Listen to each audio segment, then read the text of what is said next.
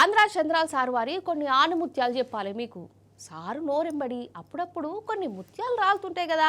లోకంలో ఏది జరిగినా వాటన్నిటికీ కర్త కర్మ క్రియ నేనే అని చెప్పుకుంటాడు కదా.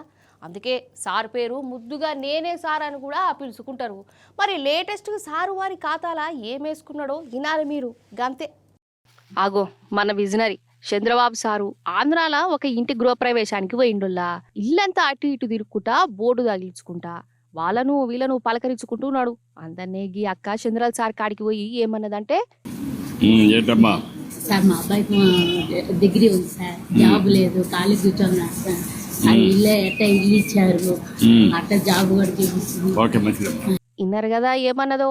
నా కొడుకు డిగ్రీ చేసిండు సార్, ఏదైనా నౌకరీ ప్యూరి మీకు పుణ్యం ఉంటదని చెప్పింది. మరి డిగ్రీ చదివిన ఆమె కొడుకు చంద్ర సారు ఏం తోమో చూయించిండో మీరు వినాలే. తీసుకొని వీళ్ళకి ఒక ఆటో ఇప్పించండి, తీసుకొని వీళ్ళకి ఒక ఆటో ఇప్పించండి. వారేవా సార్ అంటే సారే పోరి విజనరీ అని గిందుకే అంటారు కావచ్చు. డిగ్రీ చదివిండు కొలువు ఇయ్యురి అంటే వీళ్ళకు ఆటో కొనియుర్రి నడుపుకుంటాడని ఆడరేషన్నుల్లా. సారు చాలా గొప్ప తెలివి మంత్రుడు కదా. డిగ్రీ చదివిన పిల్లగానికి ఆటో నడిపించి ఆటో డ్రైవర్ను చేసిండంటే చిన్న ముచ్చట్న అసలు కదా. అన్నట్టు చంద్రాల సారు ఒక సభకు వేండు. ఆడ సారు జాతిని ఉద్దేశించి ఏమన్నాడంటే, గ్యాస్ సిలిండర్ తో వంట చేయొచ్చని చేసింది నేనే చేశాను కంబైన్డ్ ఆంధ్రప్రదేశ్ లో. గ్యాస్ సిలిండర్ తో వంట చేయొచ్చని చేసింది నేనే చేశాను కంబైన్డ్ ఆంధ్రప్రదేశ్ లో. అది లెక్క ఇన్నరా. ఉమ్మడి ఆంధ్రప్రదేశ్ మొత్తంలా గ్యాస్ సిలిండర్ తోని వంట చేయొచ్చని నేర్పింది కూడా చంద్రాల సారేనట. సారు చేయబట్టి ఇప్పుడు ఆంధ్రాల తెలంగాణలో గ్యాస్ పొయ్యి మీదని అందరూ వంట వండుకుంటురట. సార్ చెప్పినప్పుడు అసలు గ్యాస్ సిలిండర్ అంటే ఎట్లుంటుందో, గ్యాస్ పొయ్యి మీద మంట ఎట్లవుతుందో ఎవ్వరికి తెలియదు కావచ్చు. ఇట్లా ఒకటారండా చంద్రాల సారు సందు దొరికినప్పుడు అల్లా గిసంటి నేనే ముచ్చట్లు బొచ్చడు చెప్తా. చంద్రాల సారు అటు ఆంధ్రాల గట్ల గ్యాస్ కొట్టే ముచ్చట్లు చెప్తే, సార్ శిష్యుడు రేవంత్ సారేమో గురువుతో వాటి మన తెలంగాణలో ఆలుముత్యాలు వలుకుతాడు.